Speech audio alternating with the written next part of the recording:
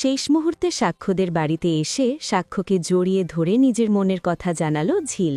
ঝিলের সাথে যে কারো সম্পর্ক নেই, ঝিল যে সাক্ষ্যকে ভালোবেসে ফেলেছে তা সবার সামনে বলে দেয় ঝিল। তখন সাক্ষ্য ঝিলকে ভালোবেসে আগলে নেয়। হ্যাঁ বন্ধুরা, আমরা এমনটাই দেখতে পাব ভোলে বাবা পার করবে সিরিয়ালের আগামী পর্বগুলোতে। মিলি ঝিলকে বলে, তুই সাক্ষ্য ডাক্তারকে ভালোবেসে ফেলেছিস, তাহলে তুই সেই কথাটা বলে দে। ঝিল বলে, আমি বলতে পারবো না। ওদিকে সাক্ষর বাড়ির কেউই ঝিলকে অ্যাকসেপ্ট করতে পারবে না বলে দেয়।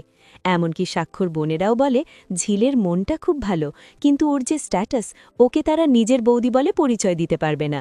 সাক্ষ্য তখন বলে, তোর আমার সাথে কি, তুই তো থাকবি নিজের মতো, তাহলে কেন এই কথাগুলো বলছিস? এই নিয়ে তাদের মধ্যে কথা কাটাকাটি চলতে থাকে। ওদিকে মিনু ঝিলকে সাক্ষর সাথে থাকার কথা বললে ঝিল বলে, আমি ওনাকে বলেছি যে আমি অন্য একজনকে ভালোবাসি। মিনু বলে, তুই যদি এই কথাটা বলেই থাকিস তাহলে এতে তো সাক্ষর কোনো দোষ নেই। পাশ থেকে মিলি বলে, দোষটা তো সাক্ষ্য ডাক্তারেরই, ও কি বলেছে আর কি বলেনি সেটা নিয়ে ধরে থাকবে। অন্যদিকে সাক্ষ্য বাড়িতে জানিয়ে দেয় যে সে চৈতিকে বিয়ে করবে। সে আরও বলে, ঝিল আমাকে ডিভোর্স পেপারে সই করে দিয়েছে, আমিও ডিভোর্স পেপারে সই করে দেব।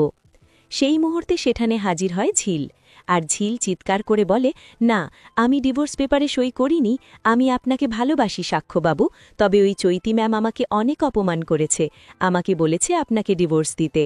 ঝিলের মুখে সব শুনতে পেয়ে সাক্ষ্য এগিয়ে যায় ঝিলের দিকে এবং বাড়ির সবার সামনে ঝিলকে জড়িয়ে ধরে বলে, ঝিল, আমিও তোমাকে ভালোবাসি। তো বন্ধুরা, তোমরাও কি এমনটাই চাও, এভাবেই যেন ঝিল সাক্ষ্যকে তার মনের কথা জানায়? জানাতে পারো কমেন্ট করে। পরবর্তী আপডেট পেতে এক্ষুনি আমাদের চ্যানেলটি সাবস্ক্রাইব করুন।